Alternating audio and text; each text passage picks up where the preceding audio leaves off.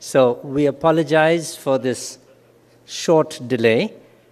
And the subject that we're discussing now is Europe and India partnering for a better tomorrow. And this is a workshop which is being organized by the European Union. I'd like to invite the speakers on the stage.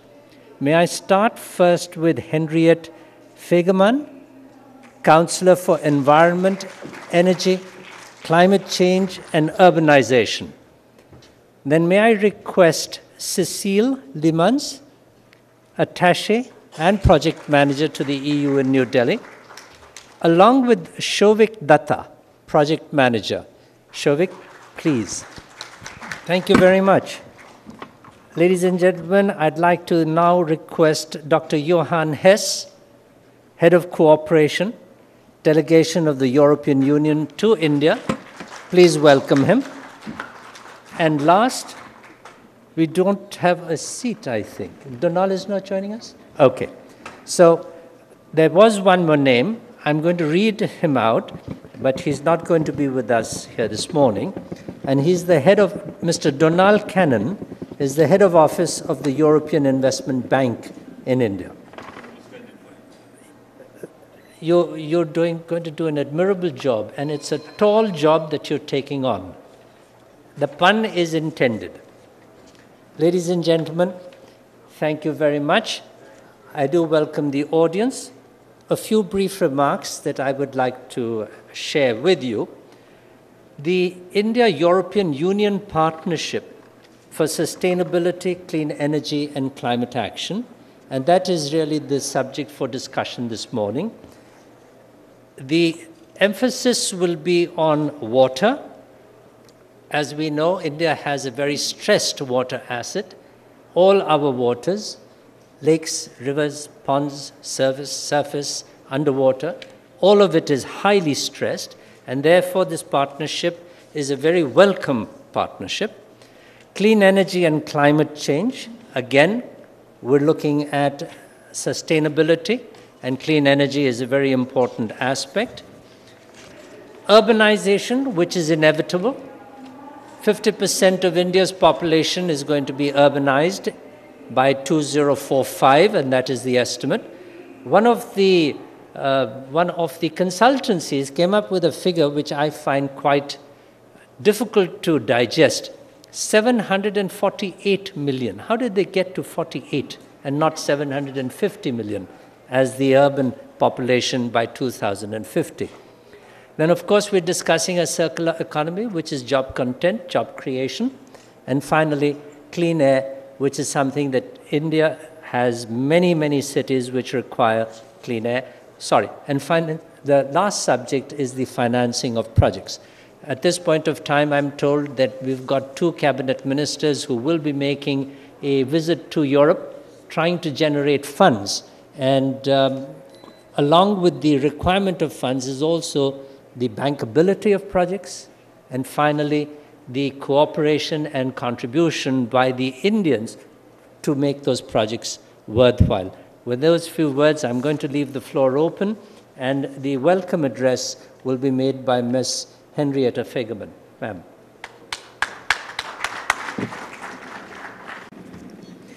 So, good morning, everybody, distinguished colleagues, ladies and gentlemen. Mr. Bell, thank you so much for the words, and thank you very much for opening our workshop. So it's a really great pleasure for all of us from the European Union delegation to welcome you here to this EU-India workshop, or maybe more EU than India. But we have called the workshop today Europe and India Partnering for a Better Tomorrow. And we would like to share today with you a broad collection of some of the work that and activities that we have been undertaking as the European Union here in India over the last few years, and some of the plans for the next time for all these aspects that are covered by today's mega event. Clean environment, water, clean energy, climate change, and urban transformation. I think we all agree that are some of the most critical issues for the development of our societies, and that goes both for Europe and for India. And both Europe and India have made great commitments for all these aspects and in the international arena. We've agreed to sustainable development goals. We have agreed to a climate deal in Paris. And now we have come to a time where we have to deliver on those commitments, because of course commitments themselves are never going to be enough. Now we will have to continue with real activity on the ground.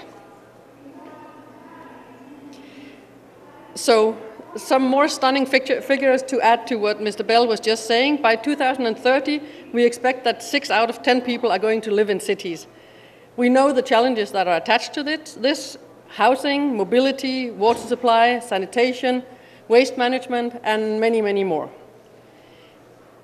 In 2014, half of the global urban population was exposed to air pollution level of at least 2.5 times higher than maximum WHO standards. And I think you will share with me that this also goes for India. So sustainable urbanization, water, clean air, clean energy, climate-related actions are more relevant than ever for both of us.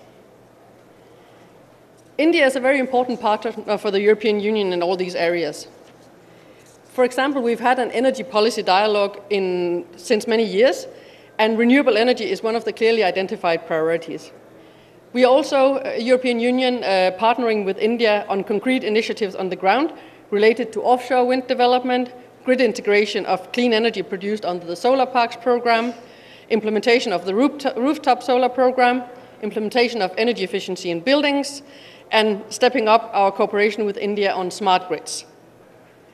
During the last India-EU summit in Brussels in March last year, Prime Minister Modi agreed with the European leaders to establish an India-EU clean energy and climate partnership and an India-EU water partnership. And we've also been working for some years towards an India-EU partnership on urbanization, and some of the work you will hear today is really taking us one step closer to that. We are convinced that such partnerships can bring real benefits to both India and the European Union. The European Union is in a quite unique position because we can bring together the 28 European member states, and all of these really have their own key strengths, competencies, and technologies. We hope that these partnerships will bring on board all the relevant stakeholders that will help facilitate policy dialogues, to bring best practices, business solutions, joint research and innovation, and to look at financing models for environment, clean energy, climate change, and urban transformation. So we have all the tools in our hand, and we hope that we can make this work. We know we can make this work. So this is really just a recommitment or a reconfirmation of the commitment from the European Union to be a credible long-term partner for India in all these aspects of the development journey. Thank you very much for your attention.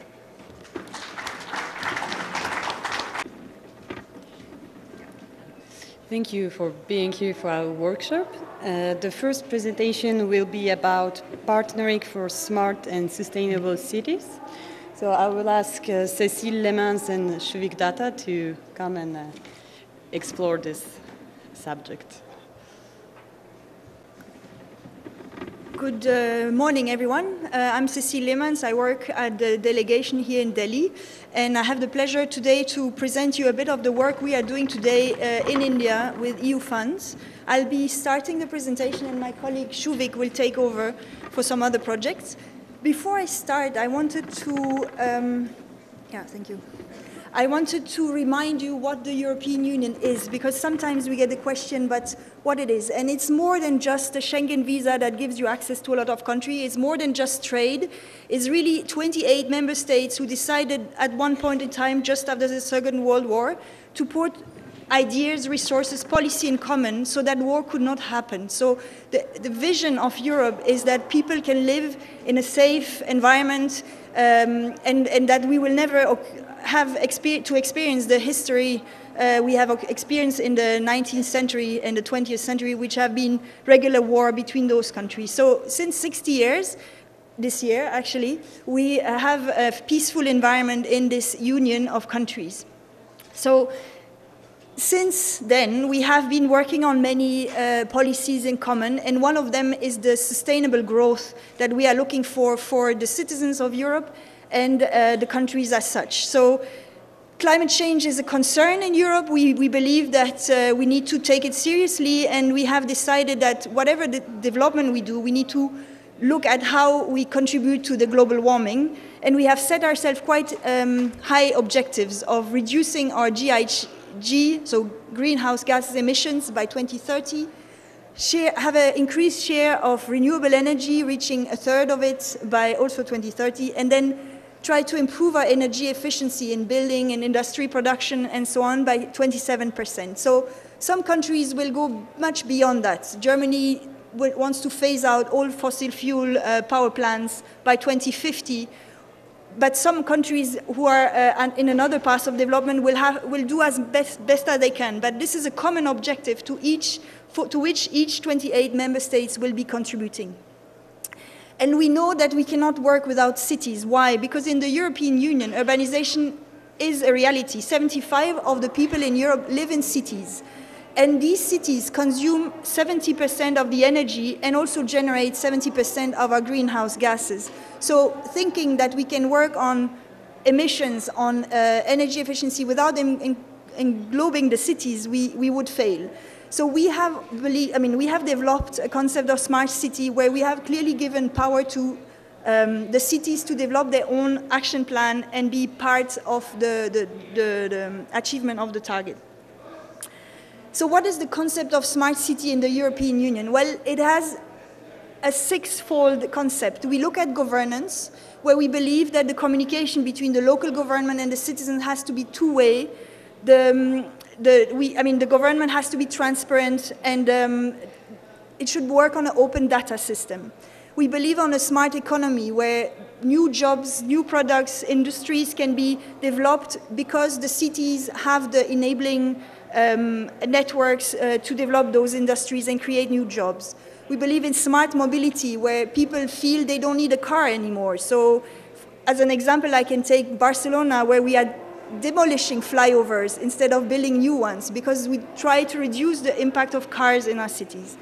We look at the environment, we promote green spaces, we know that it improves not just the biodiversity and water and so on, but also the quality of life. We also need smart people, because if you use technology to make life in a city more comfortable, you need to be sure that your citizens will be able to use them. So it's about putting enough resources to train or to capacitate those residents. And then overall, the aspects of social cohesion, that cities don't lose this aspect of inhumanity, where you don't really belong to, but rather that you feel home in a new city. So overall, we only look at low-carbon development. We always look in an integrated way at the various sectors, and we believe in new technology, so we invest in research and develop these at larger scales in cities. And as I said before, cities are at the center of this policy, such as industries as well. So let me now come to what we do in India. So our projects are very aligned with the Government of India initiatives, Smart Bharat, Amrut, Swachh Bharat. Smart City, Swachh Bharat, sorry. And we know that India wants cost-effective, hands-on solutions. So it's not about talking much, but really about showing what we do best. And we are doing so and I've presented to you 7 of these sectors in which we are working. So I'll start with the clean energy. We have a project implemented by IFC, which is working very closely with the Bhubaneswar Municipal Corporation. You know that they topped the Smart City contest, and one of the projects that was then developed is this 5 megawatt grid-connected rooftop solar, which is in a public-private partnership. And the technical assistance provided by IFC with EU financing was to develop the policy and regulation to allow these net metering of solar panels that would be installed on 200 government buildings. They assisted in the bid, and we have now a contractor working who will mobilize some investment funds and who will install these 5 megawatts of rooftop solar. We also work with the MNRE.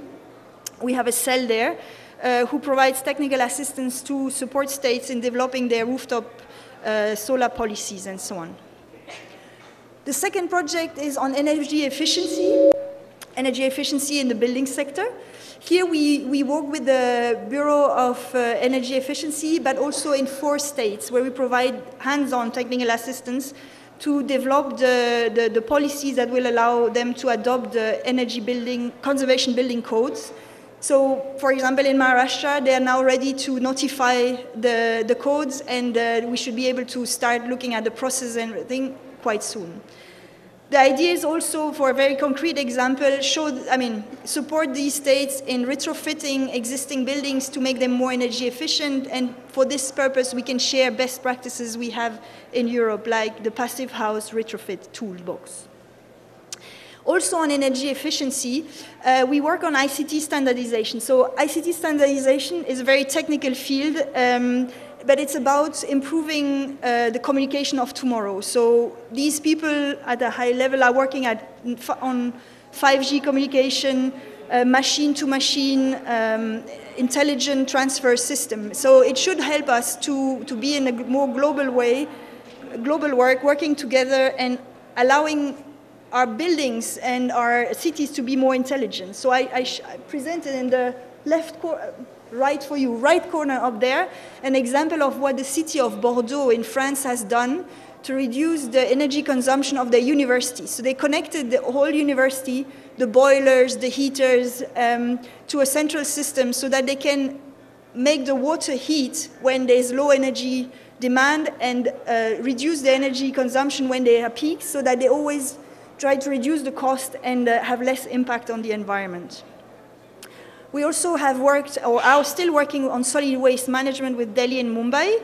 In this project, we have supported some study tour to Sweden, a country of Europe who has been able to reduce the quantity of waste going directly to landfill, up to 90%, I think, for the city of Stockholm. So it was about sharing those best practices in handling, managing waste, recycling, but also how to produce and treat biogas so that it's more adaptable for vehicle transportation. A very new project we have started at the beginning of this year is to work with the government on air quality. The idea will be to work on a national strategy to tackle air pollution in cities, and we will in particular support 3 cities, the cities of Raipur, Bangalore, and Goa, to identify the pollutant emissions. So we are mainly looking at PM 2.5, but we'll be also looking at other pollutants, and help them develop a local action plan that then would allow us to really see the causality between the source of pollution and the impact of the actions we are doing. So all in all, if this is successful, we'll be able to embed it in a strategy and replicate it. The 5th sector is sustainable urban planning. And here we have been working with the city of Mumbai since 2013, having signed a EU-India-Mumbai partnership on urbanization. We wanted to take this further, and we developed what we call the Metropolitan Lab, which is a 6-day workshop in which we brought together people from various sectors. So we had academia, we had various agencies from the government, from planning, from housing, sit together in the same room for 6 days and really look at specific issues the city was facing on sectors like mobility, environment, economic growth, housing, and social and cultural aspects. And at the end of these 6 days, these groups of mixed crowd really came up with interesting new projects that were linking like transport with residential area and ICT networks with industries, because sometimes by working too much in silos, we tend to forget that you cannot think a city without integrating all these sectors together. We did the same exercise in Gujarat, and I think in both cities we had a very positive feedback on the experience we had there. Another project is about city-to-city cooperation. In Europe, cities are very open to share what they have been going through in the transformation to become a smart city. And they want to share and show what they have done. So we have developed this new international urban cooperation project, which is not only implemented in India, but also in Brazil, in Canada, in Asia, to create this city-to-city cooperation between EU cities and Indian cities. So really partnering, putting cities together who share the same problematics, water scarcity, tourism management, things like that, and have them share what has been done in Europe, what has been done in India. we are still at the onset, so I cannot name you any partnership because we are still working on those. But the idea is by creating more links between people, then they would be in the future more willing to work together. And a second aspect this project will be working on is the Covenant of Mayor in India. So some of you might be familiar with the latest development, where we have two of the largest networks of cities working on climate and energy who have joined into the Global Covenant of Mayor.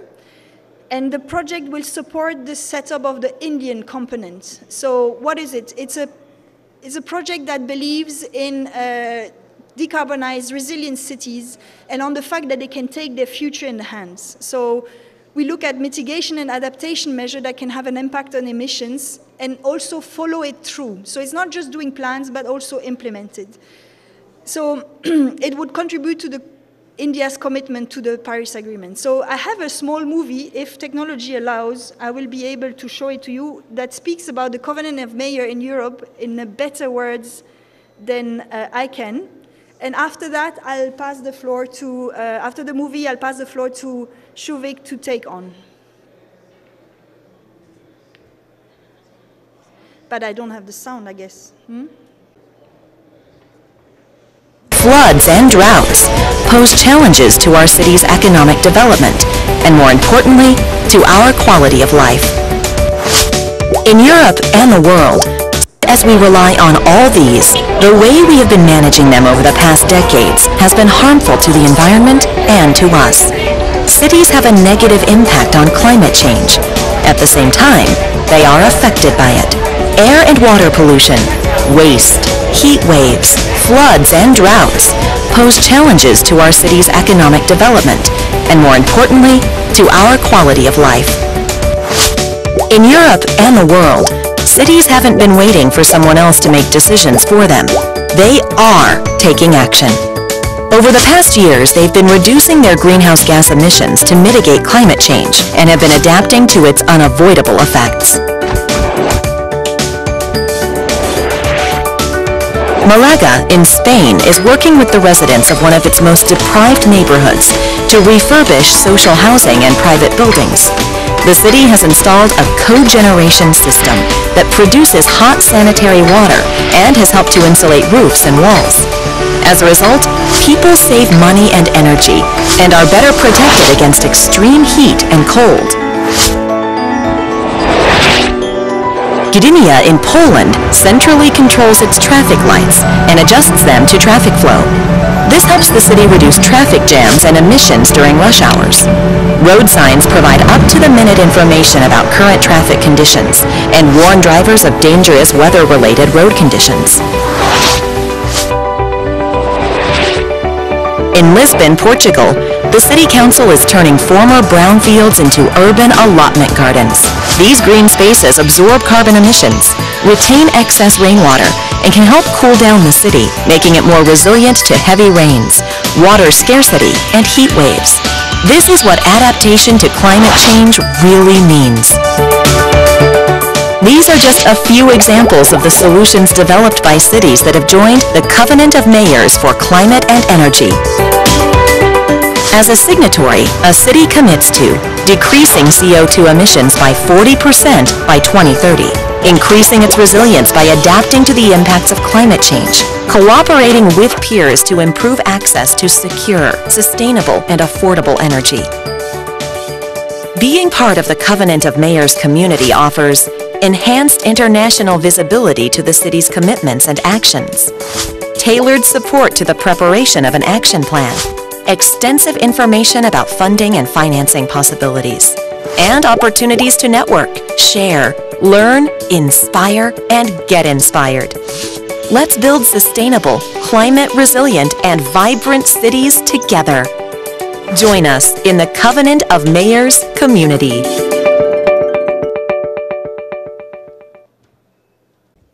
Good afternoon. The European Union has been supporting the urban local bodies in development since 2012, and it's much before when the Swachh Bharat, when it started in 2014, and also Amrut in 2015. But most of the priorities under these interventions have been surprisingly same, I mean, similar to what the government have been doing.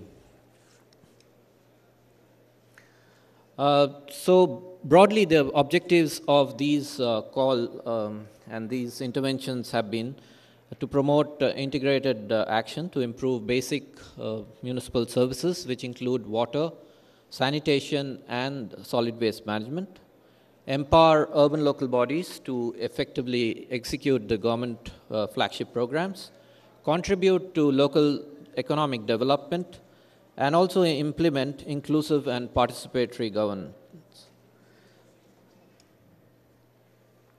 These are some of our project locations. We are having interventions in Madhya Pradesh, Shimla, Maharashtra, cities in these places, Rajasthan, Gujarat, Haryana, and Telangana. Basically, you can see crisscrossing the country. So these are some of the interventions that we have done in these particular project areas. One is rehabilitation of the ponds or water bodies, including strengthening of embankments. This have been done in Raisen and also in Jaisalmer. The other interventions has also been improving drainage systems, which include stormwater drainage, treatment of sewage before being released to the water body through construction of sewage treatment plant. These interventions have been done in Raisen and Burhanpur.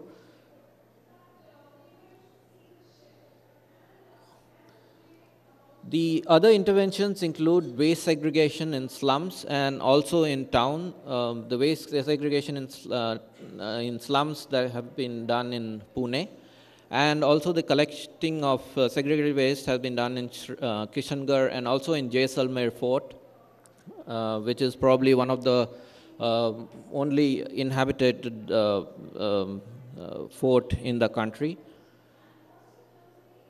The other interventions include public toilets, construction of public toilets, both in the plains as well as in the hills. Like we have constructed bio toilets, mobile toilets in the hills.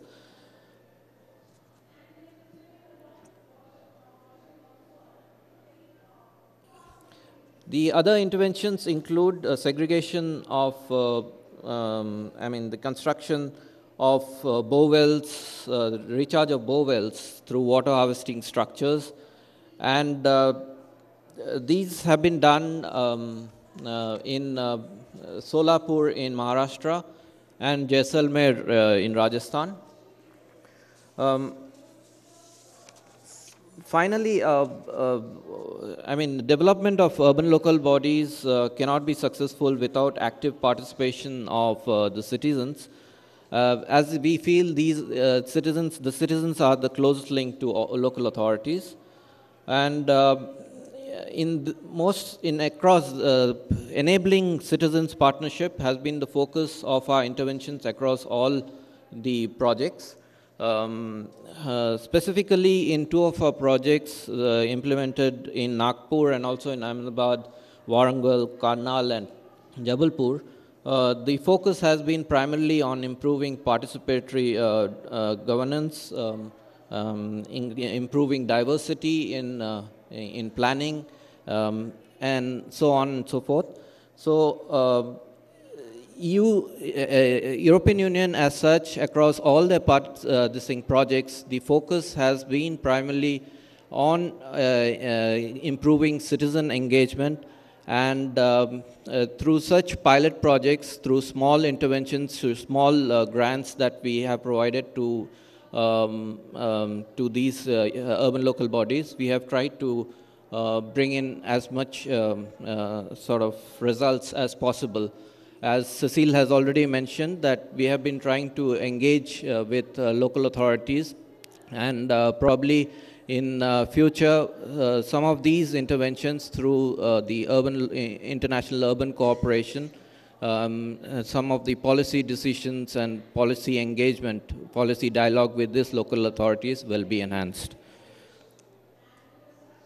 Thank you.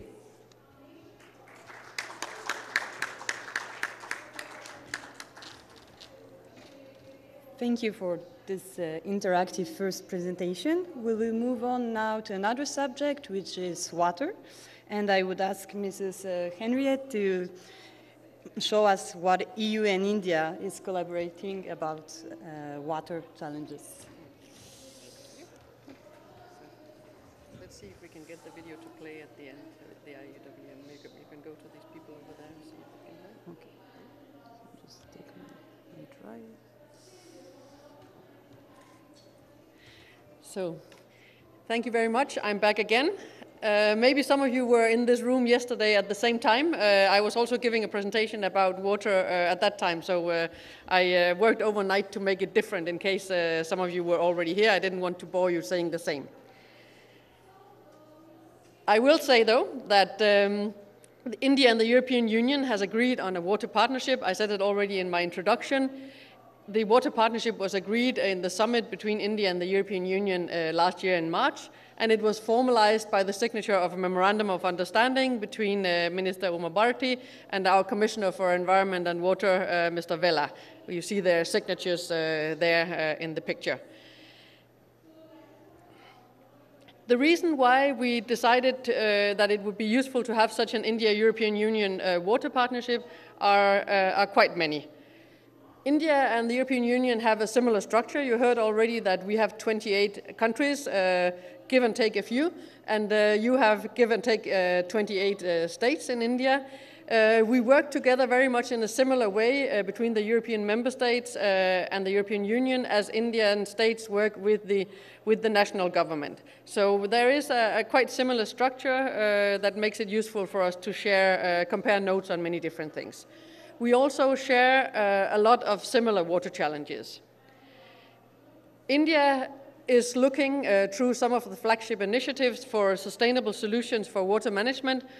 One of them is, of course, to contribute to the Clean Ganga mission, but of course the issues and challenges that are faced by the Ganga is much wider than that, and they go really across all the water sector in the country.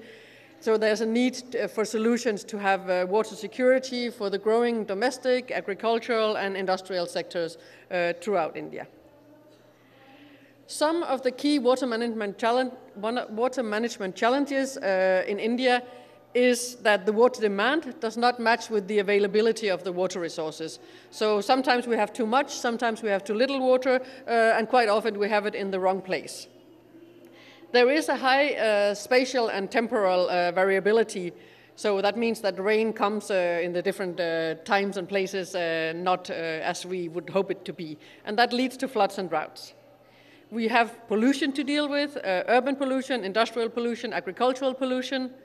We have a loss of habitats, nature, and the species. For example, the dolphin in the Ganga is disappearing due to pollution, but also due to reduced environmental flows, so lack of water available for the different species. There are issues linked to planning and management of water at the basin scale. So in Europe, we believe that water is best managed at the basin level. Well, actually not only in Europe, across the world. I think that's a recognized practice. But this has some troubles when you have several countries that are not aligned with these river basins. Enforcement is an issue. There needs to be enforcement of pollution, of water allocation, and of water pricing. And then, of course, as we all know, if we look at the news here in the country, there are conflict resolution needed in terms of both international and interstate basins. A few words about the European experience. In the year 2000 we agreed on something that's called the European Water Framework Directive. And that actually replaced or integrated a large number of different pieces of sectoral water legislation. So on groundwater, on nitrates from agriculture, on bathing water. We had a lot of sectoral water legislation. All of that got consolidated into one piece of legislation in the year 2000. The key aim of the directive was to achieve good status for all European waters, both surface and groundwater, by 2027. So this number tells you that this is not something that you do overnight. So when you hear politicians saying that they want to clean rivers in the next 5 years, don't believe them. Because in Europe, our experience has been that since year 2000 and until the first cycle of the implementation of the Water Framework Directive in 2015, we had an improvement of good status from 42% to 52%. So 10% improvement, and we are still only halfway. And that is despite a massive level of actions and investments. So it's a long-term process, but that doesn't mean we shouldn't start. Some of the tools that we use in the Water Framework Directive include, so as I mentioned, a catchment area approach, integrated water resources management. We have a cyclic approach, so these river basin management plans are developed every 6 years, expecting that there will be a continuous improvement of the quality and of the data and everything. So of course we don't wait for everything to be perfect until we start taking actions, but the idea is that there will be a cyclic improvement over years. In the river basin management plans, you have to identify significant water management issues. So that means that you should start by understanding what your problems are before you take action. Then you develop a program of measures, and that is really your action plan. So from where you are now to where you want to go, what are the things you need to put in place in order to make that happen? Then you make sure that you have stakeholders involved, because there will be a lot of different trade-offs between using water. You can't use all the water for agriculture, so you don't have anything for the domestic sector. You can't use everything for industry. You can't let industry pollute the water so that it's not available for drinking water. So you need to involve all your stakeholders and make sure that they are on board with whatever plans and whatever measures you are planning to take. And then, last but not least, you need to use economic incentives, or at least that's what we do. So you need to make sure that water is priced properly, that there are incentives for all the different users to use water in the way that you want them to. So basically what is most helpful. So for the India-European Union Water Partnership, we would like to really share, or we have already been sharing some of these ideas, both in national level workshops, in more technical exchanges. We've had technical level interactions with the Krishna, the Mahanadi, and the Godavari basins, trying to look at really how can you put this into practice. We've involved all the different levels of governance, governments, the government, local governments that are involved, and the stakeholders, and trying really to make this process work in practice. We have also already established quite some business-to-business cooperation, because as we heard in the beginning, of course, there is a need for solutions, for technologies, etc. Not that everything has to be European solutions, but we would like to bring European and Indian businesses together so that they can jointly develop the solutions that are best fitted for the Indian context. We are also promoting joint research and innovation, and we are working right now on actually doing a very big new joint research program between the European Union and India. I think we are planning to put 15 million euros on both sides, so 30 million euros on water research that will be available. So if some of you come from research institutions, I think you should keep an eye out for this. It will be quite important and quite significant, so we are very excited about that. The Water Partnership is also supposed to work on facilitation of investments, so you will hear more from my colleague later on about investments and what we do as the European Union on that, but this is also a key component of the Water Partnership. As mentioned, we are trying to have a multi-stakeholder approach, so from the European side, we bring on board our member states, as I mentioned already. All of them have different strengths and capacities. We have Spain in the south that is very used to working in an arid climate. We have Finland in the north that's working on in a cold climate, and we have everything in between there. We have floods in the Central Europe and droughts, and we have the whole thing. In the same way as you have it here, so that's what we mean when we say we share challenges. So that's why it's useful to bring the member states on board. It's useful to consolidate all of the things that Europe is trying to do. We have Germany that's very active in the National Clean Ganga mission, other member states that are active on other things. So if we bring all this together, we feel that it can be more useful. In the same way, we are trying to engage also the Indian states, because we don't want it to be just policymakers at the national level sitting and discussing theoretical things. We want it to be also practical and working with the states where the implementation really happens. As I mentioned, we want businesses to be involved, we want civil society, think tanks, and financing institutions to be involved in this partnership. So far, we've had involvement of at least 10 of the European member states, and we are building this continuously, so it's still in its early days, but we hope that many more of our member states will be involved, and of course that many of the other Indian states will be also involved. So the partnership was launched last year, but this was not the start of our cooperation with India on water. We are based on a quite solid cooperation and foundation. We've had, for example, a state water partnership with Rajasthan running for over 10 years and with a budget of 80 million euros. That has resulted in the formulation of a new water policy on integrated water resources management, and that actually influenced the national water policy on integrated water resources management. So that's not such a bad result. And also it resulted in the Water Regulatory Act of Rajasthan, which was adopted in 2013. We have also had another program that is more related to integrated urban water management, where a toolkit on water management in cities have been developed. I did have a video about it, but I'm not sure whether the video is working. Is the video working? Yeah? Sorry? Okay. Okay. Okay, we will show a short part of the video just to see it. Can you do it?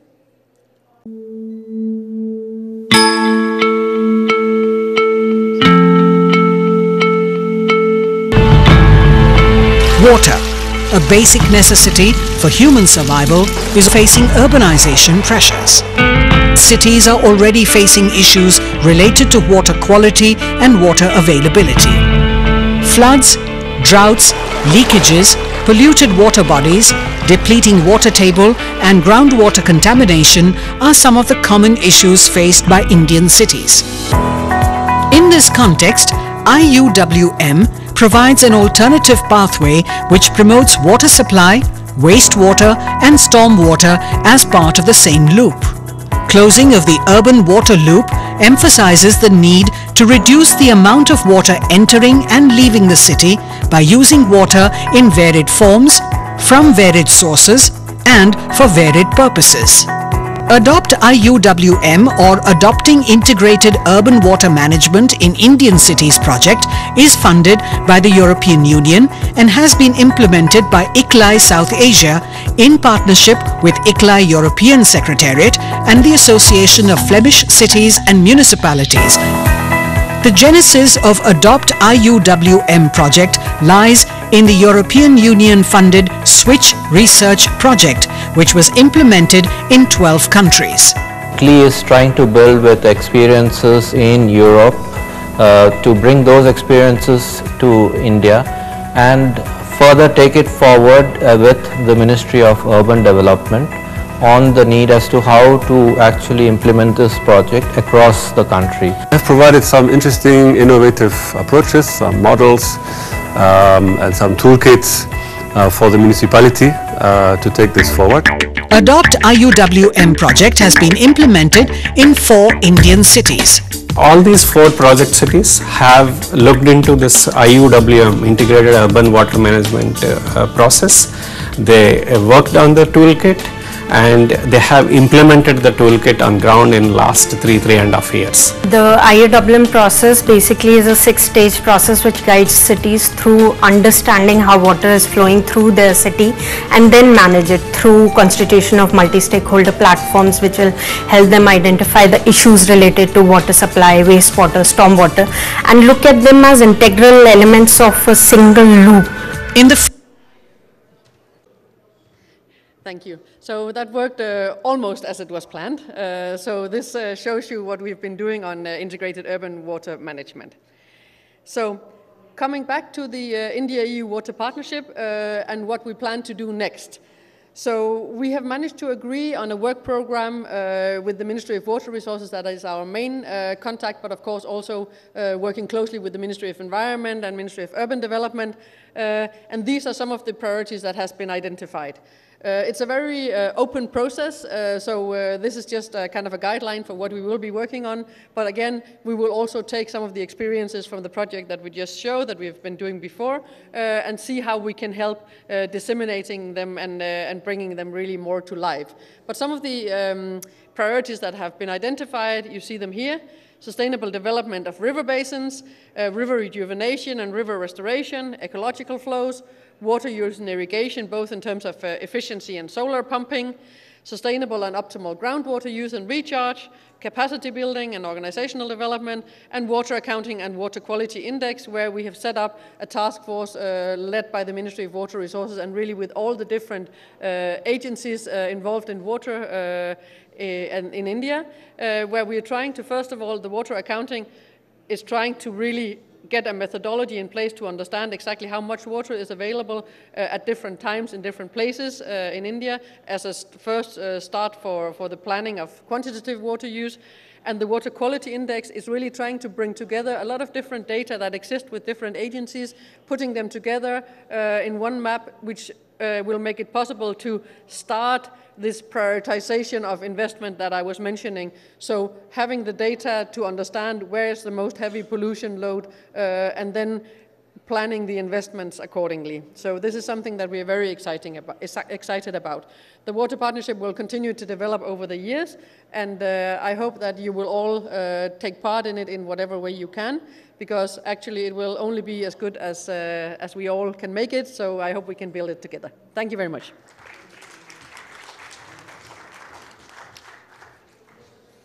Thank you for the presentation. We are heading towards our last presentation of this workshop about EU financing of smart and sustainable projects, and I will ask Dr. Johann Hesse to be my guest on this subject.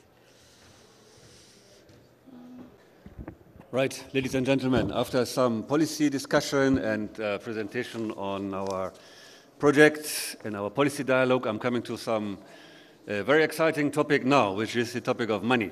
I'm sure that you will all be interested in that. And it is really to underline a bit the fact that we are not only talking theoretical stuff, but also there is money involved here. I have to apologize for my colleague from the European Investment Bank, Mr. Connell, who is unfortunately not able to come today. So I will be talking to you about two things this morning. One is about what the European Investment Bank does and what we contribute to that operation by the EIB in terms of grants from the EU in a way that we call what we call blending. So I will explain that a little bit to you. Now, first of all, the EIB, the European Investment Bank. Their main job, as you can imagine, is to lend money to India. They have a portfolio of 1.4 billion right now. There are different projects in their favorite sector, which is on climate action.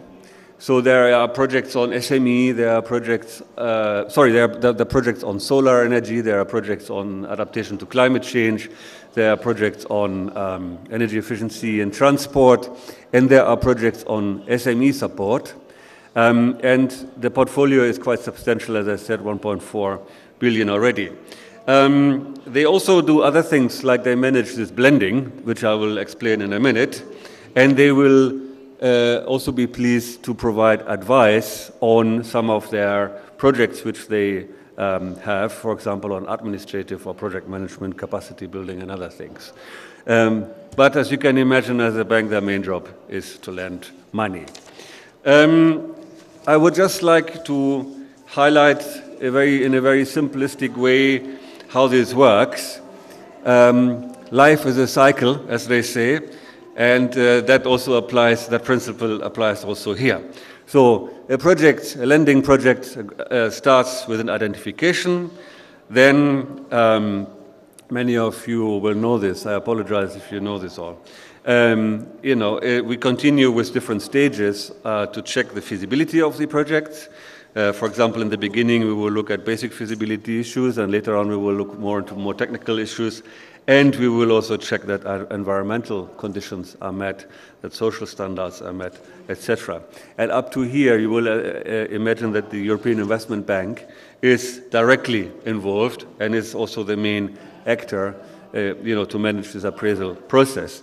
And later on, once the project has been agreed, it's the promoter that will take on the responsibility more. So it depends a little bit from where you come from, ladies and gentlemen, whether you are the promoter of a project or you are more a supplier of some material here, or maybe you're a client, a customer, or even the owner of an asset, or you're even from the government, you're a regulator, so you will find your respective plan, or sorry, your respective role in the preparation and the management and the implementation of projects funded by the European Investment Bank.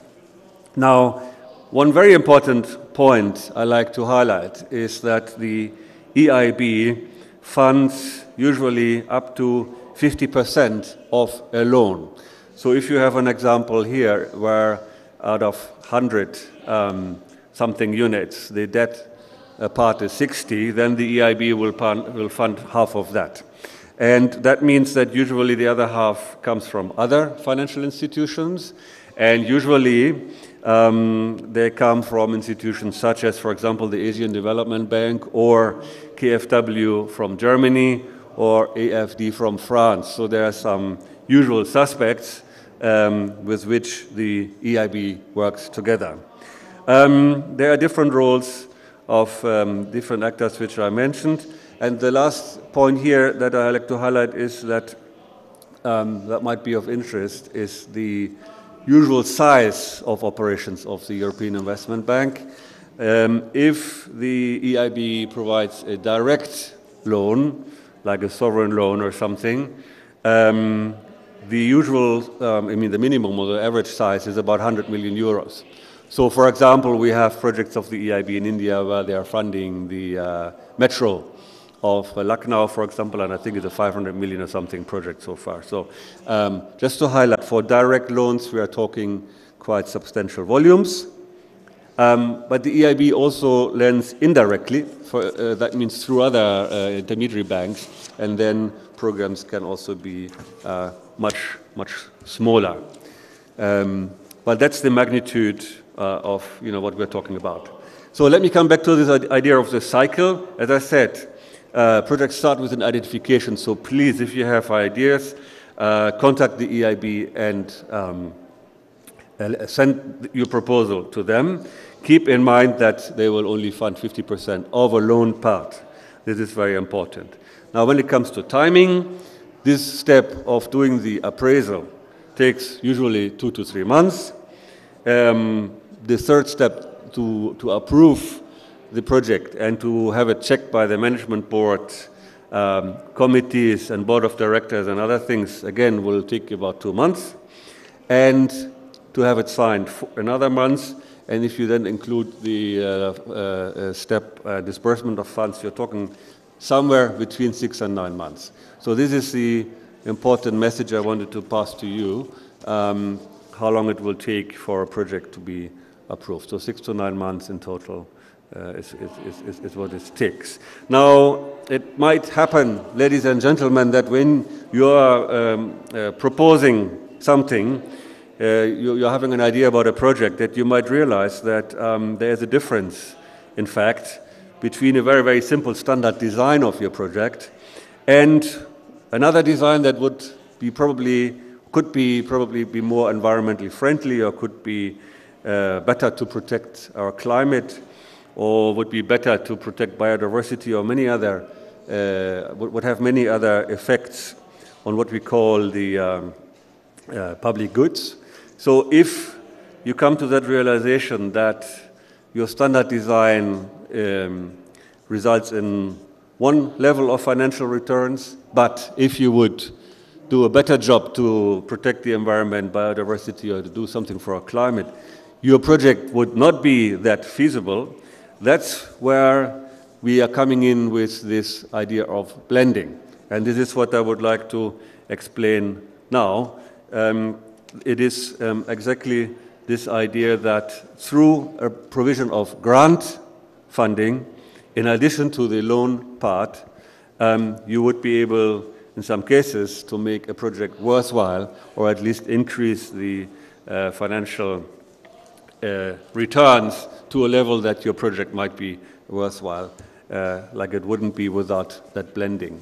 So this is an example for this. For example, you go for a technology that involves the solar energy as compared with the ordinary thermal power provision, and only through provision of grant funds in terms of what we call blending, you are able to make the project worthwhile. And the difference will be covered by this blending funds. Just to give you two very concrete examples, with the only caveat that these are not operational yet, these two projects. I'm just presenting them to you as a very sort of typical approach to this.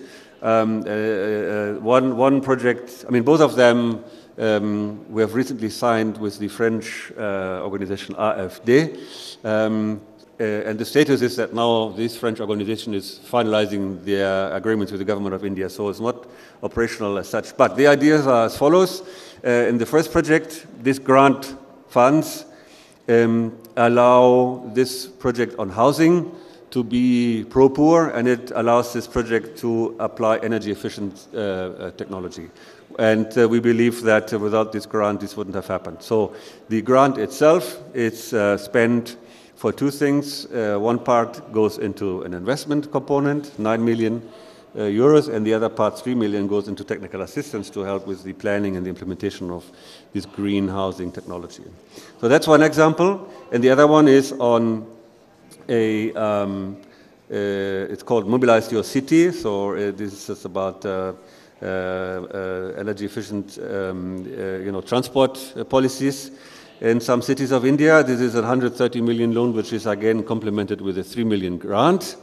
And this grant is only used for technical assistance to draw up plans for reduced greenhouse gas emissions, to plan other low carbon projects attached to this, etc. So this is what this project does. So we have two of them agreed already in India. It's just now left for AFD to sign the loan agreement with the government and then carry on the project. So I just wanted to highlight this as an example. This is the overview here of what all this blending can be about. One example is to provide direct investment capital. One example would also be to reduce the interest rate and give a subsidy element to that. And then the other one is what I mentioned already, the provision of technical assistance, which is then useful to accompany an investment, identify technologies, make sure that the added value in terms of additional design features, etc., is actually done. This blending can also be used for some few other things like risk capital, etc., but I don't want to go into details here because it's not really so relevant. So in the end, what you see is that you have your investment project, and the project is funded through a package, basically, of different sources of funds. There is your own funds, there might be government fund contributions, there is then the loan part by an international financial institution, in this case, for example, EIB or others, and you might have other grant contributions or whatever, and then there is the EU grant that could possibly be provided as well. Usually, also to give you a figure, this is never more than 20% of the total amount. So, ladies and gentlemen, I've now very briefly given you an overview of what the contribution of the EU is in India in terms of funding for sustainability investments. The EIB is the EU bank. They provide loans. Please contact them. My colleague Donald Connor is available to answer any questions and to carry forward any proposal that you might have. And in terms of the blending, again, this has to be also discussed at an early stage already with the EIB, but my colleague in the office, Cecile Costa, is also happy to answer any question you might have on that. So on that note, ladies and gentlemen, I close here, and I am not going to eat more of your lunchtime away. So thank you very much.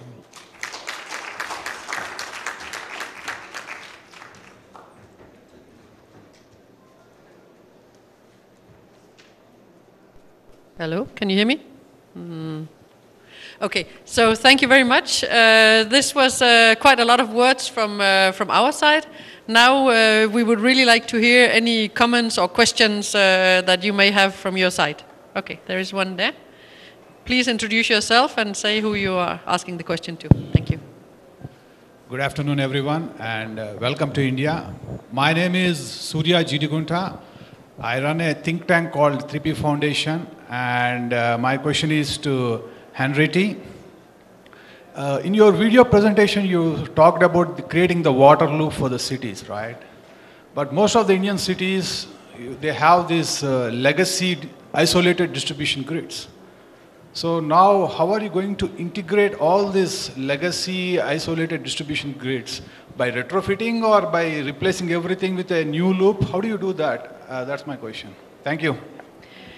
Thank you very much. I think I will immediately pass the question over to my colleague Shouvik, because he was actually the project manager for this, so maybe you can share some concrete experiences. We had very specific interventions. For example, in Jaisalmer, I mean, these are small interventions.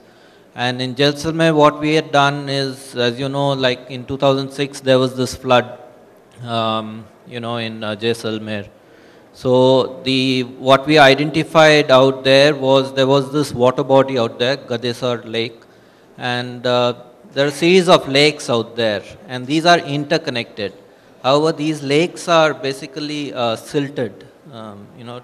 So what we did out there in Jaisalmer is to first identify where these, because these are very old water bodies. So the primary task was to identify where these channels were, which interconnected the lakes, and then suggest ways to desilt the particular these blocks. So this was what was done out there, and it was mostly a technical assistance that was provided in those in that city. Okay, but I mean, did you do any pilot cases on the existing cities, like, you know, metro cities like Delhi, Mumbai, Hyderabad, Chennai, where? No, we have not done anything so far. We have not thought of it as of now. These are this is a specific example that I'm giving. On the remaining cities, bigger cities, we haven't had any such intervention. Okay, thank you. Maybe I can add one point here to this discussion, because it's a very interesting topic, you know, who identifies or who is the one that comes with the technical proposal to certain problems here. And here, as EU, we have different instruments and different approaches sometimes, you know, attached to these instruments. So the example that Shouvik gave is an example where actually there is somebody else proposing a solution, and we are coming in to fund it. And so when it comes to this pilots, for example, which we had in different places, including also Jaisalmer, you know, these were examples where you had a think tank, you had an organization that was, you know, proposing something, and they won a grant contract basically through a competitive procedure, you see. Okay. So that's very different as compared to somebody sitting, an engineer or something, sitting in a little office and then, you know, working out the solution and then providing this in terms of an investment project. That's very, very different, see. So I think, and your question on Delhi, Mumbai, other places, I mean, the answer to that is that, you know, we will have such call for proposals also in future. So I think these are issues, you know, keep your ears and eyes open and make sure you are there at the right time, at the right moment with a good proposal that can then also make it in a competitive procedure. Sure, sure. Let me know whenever you receive those kind of proposals. Thank you. We have one over here. Yeah. Good afternoon. My name is Somnath Mitra. I work with Yes Bank, and I'm a PhD scholar on smart cities at IIT Delhi. So I have two questions which I've been asking myself for quite some time. Is essentially one around water, which is, I'm thinking that can we have something like water bonds which as an instrument to finance multiple water-related projects, even including riverfront development? That's one question that I have. The second question that I've been asking, yesterday also I asked this question, is that, any thoughts around your, on job creation, skill development, and entrepreneurship? That's a hot topic in India. So your thought, views on these two, please, if somebody wants to take. Thank you. Okay. Maybe I can say a few words in case colleagues wants to add something. So I think the idea of water bonds, I think you're probably better placed to reply to that than I am, because I'm an engineer, so I don't know anything about this. But I can say that it's something that we would be extremely interested in exploring, maybe together with a group of banks, maybe under this water partnership, we could create some sort of a task force on financing, because I think what I have seen so far is that there's a lot of money available for water projects, in particular related to the Ganga, but there is a bit of a difficulty in making the money flow, so to speak. So I would be very interested in trying to see what are the barriers, what's still needed in terms of financing, how should it be structured in a better way. So I will take you up on your suggestion, and we will get in touch to see how we can work on this. It's something that we've also done in different contexts in Europe, so I think that's something that could be extremely relevant.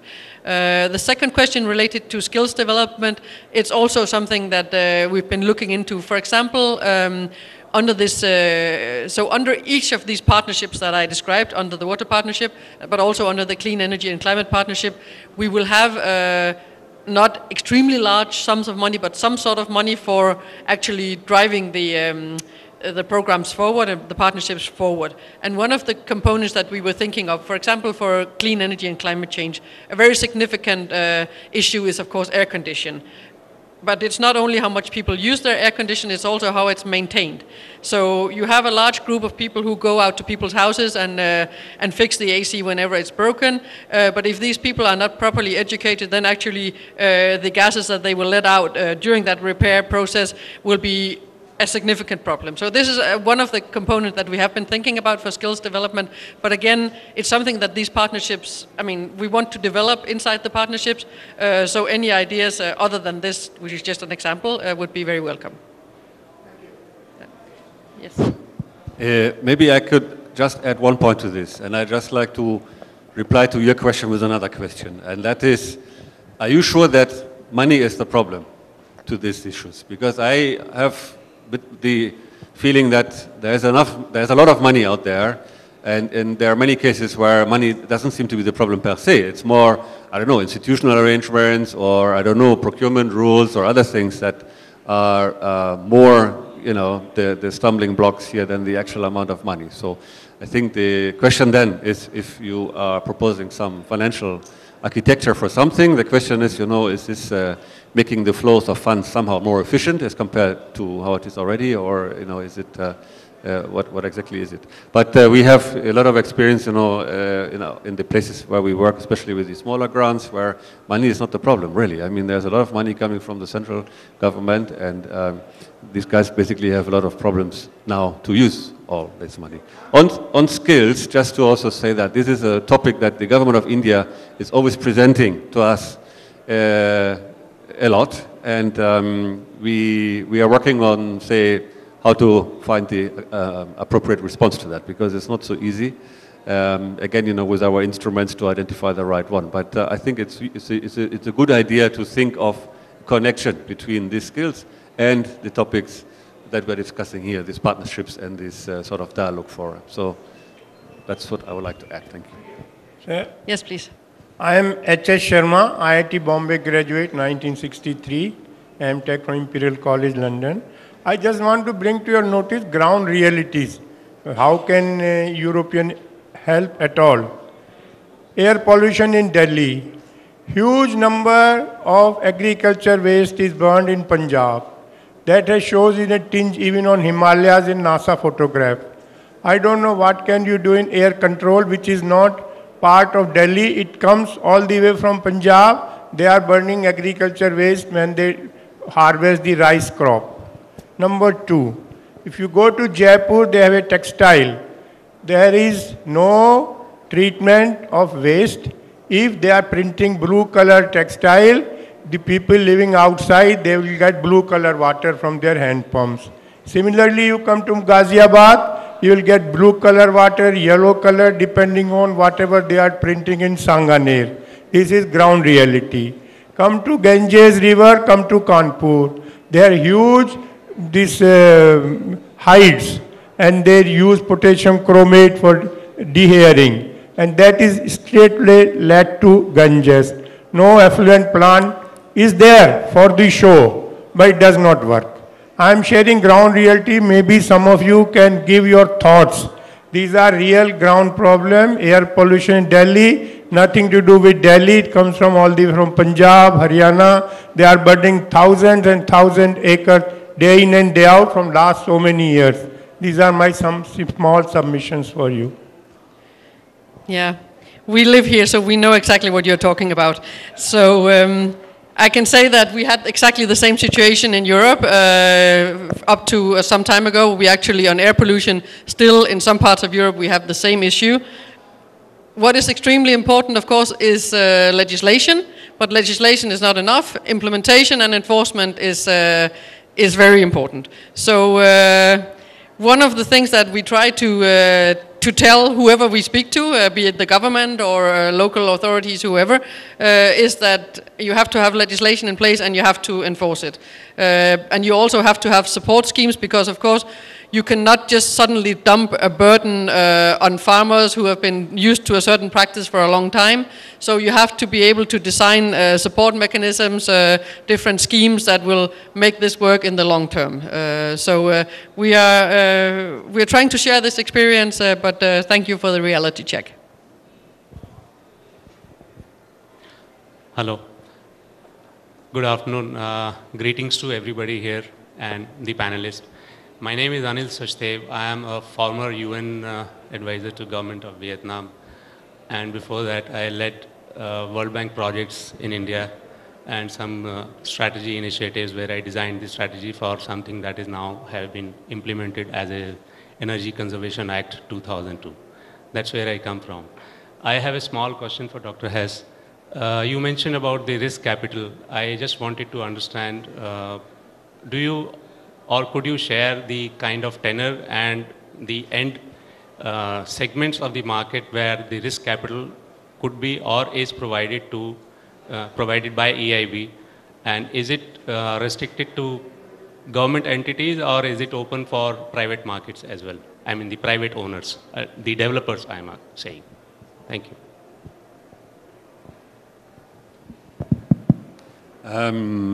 This is a bit a tricky question. I mean, risk capital provision from blending is it's actually very limited in practice, you see, because what it means for us is a little bit uncomfortable because you're actually talking about a very long-term project, yeah. And I'm aware, for example, that we have done projects like this to cover the risks that are related to bank deposits, for example, you know, and then you're talking about a very long-term sort of engagement. And I think this is something that you might want to take up in a separate meeting and discuss with the EIB if you have any ideas. It is usually something that is more linked to sovereign loans, so agreed with governments. And it is something that is more a long-term issue to take risks that are, you know, something that are really not so directly manageable by clients. So I would say this is a bit something which is not something we normally do, which is why also I didn't want to spend much time on it. But if you have some great idea, then come on, let's have a discussion. One small more doubt. Regarding the loan that you mentioned, is this loan normally, it's a kind of repeat question, is this loan also restricted to government entities or government borrowers, or does it also go to private developers? Well, actually the portfolio of the EIB includes both. There are sovereign loans, or loans to government, and there are also loans to private companies and promoters. So it is both. Thanks. Thank you. Yes, please, over here. No, over there, sorry. Yes. Go ahead. Good afternoon. I am Dr. S.C. Lahiri. I happen to be advisor in the Planning Commission, which is no more now functioning. It is in the name of Niti Aayog. But first, let me briefly express my views, and subsequently I would seek your advice, opinion of all the people, all distinguished delegates here. We have 14 states in the country which have got huge seawater, and also union territories along with this. But unfortunately, so far as in the national planning and national water framework also, this potential has never been considered as a resource. My submission to all of us, let us ponder over it, why these resources are not utilized when there are droughts, when there are famines and all these places, when the opportunity cost, which we are now having so much, people, farmers are dying for want of water and all this. Why can't we make at least the 14 states or UTs where it is located nearby, dedicated water supply requirement through desalination or whatever technology? There are so many technologies available. But should we not think of this, and should we not put up a comprehensive plan for this for the future of the country? I seek your advice, your opinion also. Thank you, sir. Thank you very much. Any comments from other colleagues on this particular project topic? Yeah, I can comment on this. Okay, please. Yeah.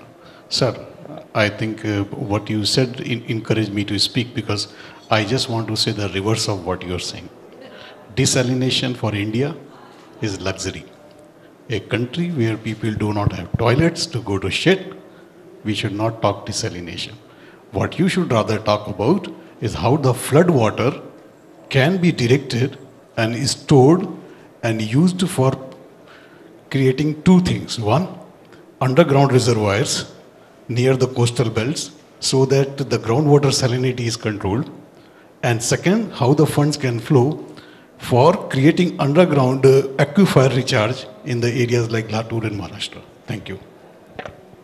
So I can just add one comment from the European side. I think both of what you're talking about has a lot of value. What we usually say in Europe is that you should work on your demand management before you work on supply management. So I think working on water savings, groundwater recharge, all of these issues, and really try to have a proper planning of that is valuable before you start thinking about new supplies, but I'm also pretty sure that there will be a need. That's at least what we've seen in Europe.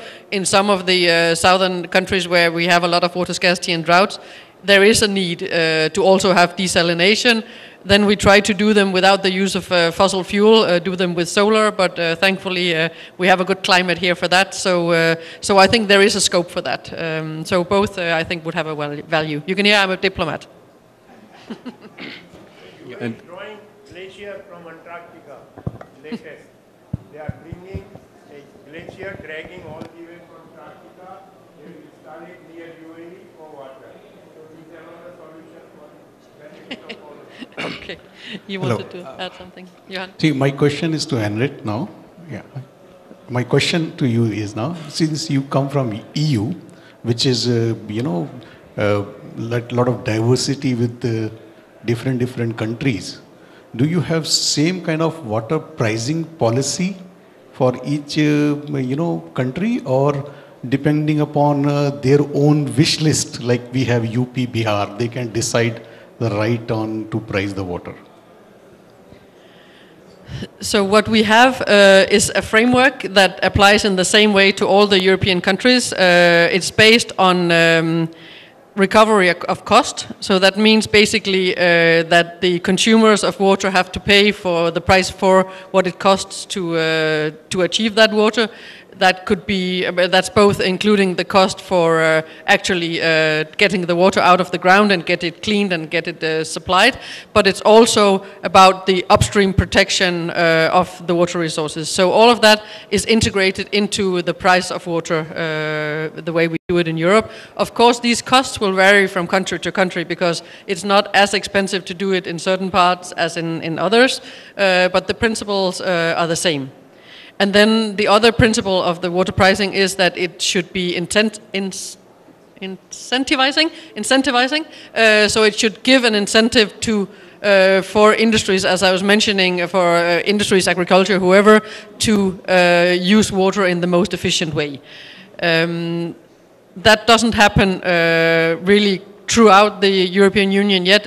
For example, we have large parts of the southern EU where there's no pricing for water in agriculture, which of course is a bit detrimental to the overall water management and planning. I'm Shouvik Datta. I am Key Account Director with the Oracle Corporation for Ministry of IT and Communications. And I have a personal interest because we haven't inherited this planet from our parents, but we merely borrowed it from children. So what I would like to know from you, Madam, and Dr. Hesse, what we would like to understand is that we hear about these Millennial Development Goals of the United Nations 2020 and the fact that, we have crossed each of those 6 planetary boundaries. So are you taking a generic approach, or is there something UN and you are synchronized on with respect to the specific needs of a large country like India? So we wanted to know, are you doing anything different in your approach from EU compared to what MDGs of 2020 with respect to those 6 planetary boundaries that we are quickly kind of, getting out of? Things are getting out of hand there. Is my question clear, or? Yeah. So I think you're asking whether our programs are harmonized with the SDGs, Sustainable Development Goals. Yes. Yeah.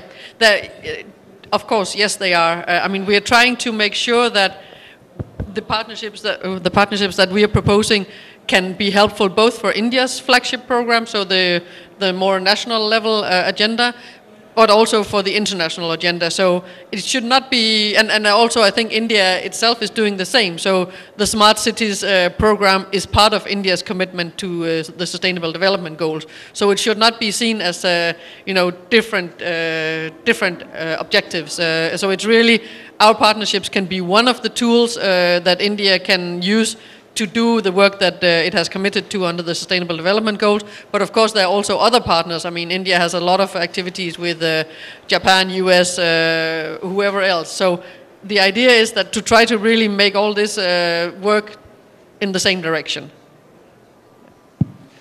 Yeah, just to underline, at one point I think it is work in progress really. These Sustainable Development Goals are a framework that have been agreed. And we have been commending a lot India to really be very committed and very fast in putting the framework together and assigning responsibilities, in assigning targets also to ministries to deliver on this. So India has been much faster than many other countries, including our member states and the Union as a whole. And for us, it's work in progress. So when it comes to particular programs, activities, this and that, this connection to explain in what sort of way it is also, in the framework, contributing to this framework of Sustainable Development Goals is something that's really work in progress. So, Dr. Thanks for that. But what probably I wanted to understand was that, are you kind of synchronized with that, so what's your benchmark approach? Is it aligned with the SDG 2020 or whatever it's called? It should be in the end, but or you have something special for us, knowing India's needs? Well, you see, this is why I'm saying this work in progress. So we have certain instruments, certain programs where this framework has been the reason why we have these programs and initiatives. And, in terms of, say, cooperation, international cooperation, development cooperation, this is always now the case. But at the level of the Union, for example, we have other programs in terms of research, research technology development, and that connection, that linkage to the Sustainable Development Goals, that's where I think it's fair to say that's still work in progress. Okay, I think we are rapidly approaching lunchtime. Any few last questions? Yes. Hello everyone, this is Anand Chaudhary. I'm consulting engineer, and for last many years I've been designing water and wastewater plants for US and UK. This is, after a long time, I'm attending a conference in India. So it's very exciting to see some of the pilot projects which were presented. And I thought I'll just say thank you. And for next many years, probably, I'm planning to invest my time and attention in some of the smart city projects in India. So it was a great platform for me to update myself on a few aspects. In fact, last project for me was in UK, which was EU funded. And this was, one of the questions was really recently mentioned about the riverfronts.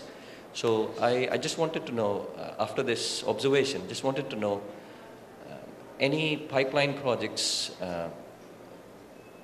which are related to water quality or a river basin, river fronts, which EU has been talking about or will be partnering in next few years in India. Please, if you can throw some light. Thank you. Yes, so as you maybe saw on the last slide that I presented on this water partnership, one of the areas we had identified was related to river restoration, riverbank development, and that is something that we are going to work on. So there will be smaller activities. We don't exactly know what the activities will be. It might be for a particular stretch of a particular river. It might be a working group with a large number of states, agreeing on frameworks for doing this. I mean, we have a number of different opportunities to work on this topic. So we will have to see with all the stakeholders what is the most useful thing to do right now. And then also keep in mind that there is this big water research program coming up where maybe you could be able to find some opportunities as well. Sure. Thanks. And when you say stakeholders, is this obviously there'll be local, depending on that state, and there'll be organizations, either government organizations or non-government organizations partnering with the EU. But I'll try and better understand. But how exactly you're inviting potential or really enthusiastic stakeholders to partner with you actually? So we have different types of activities. We've had, so what the partnership has is annual India-EU Water Fora, which is really a very, very open multi-stakeholder fora where everybody we know who's working in the water sector gets invited. So if you give us our business card, you will get on the list, and that's it. But then we also have smaller, more technical workshops where, and it's really based on the people we know are working on different issues. So again, if you tell us what you work on, then there's a chance to get involved in. Sure. Thank you very much. Okay. And that we was can not take the reason that to ask offline afterwards. Sure. Okay. Thank you. So just to add one point to that, because we have different instruments and different programs running. One of them that we didn't discuss much today, but that I'd like to mention here as well, is our cooperation with civil society. And our cooperation with civil society includes that every year we ask for proposals and we give grants to NGOs and think tanks usually. And this year, for example, we had decided to make this topic of the call for proposal very much linked to the discussion on sustainability. So water, energy, and all these topics, are there. Because when you are talking about partnering with the EU, that's the only way, really, that you can think of partnering. That you have some organization, an NGO or think tank or something, taking part in call for proposals and then win the competition. That's on the EU side directly, and then I'd just like to remind you again on our earlier presentation on the European Investment Bank. I mean, any investment project, any project which is bankable, like it should be, and especially in the case of water, then think of putting some proposal together with colleagues and make it a bankable project and propose it to the EIB, and come back to us on the blending also. Okay, thank you. No more questions, I see. So in that case, thank you very much from all of us, and thanks for a very active participation. And please take one of our brochures over there when you leave, and please don't hesitate to get in touch with us if you think that there are areas we should be working on where we are not already active. Thank you so much.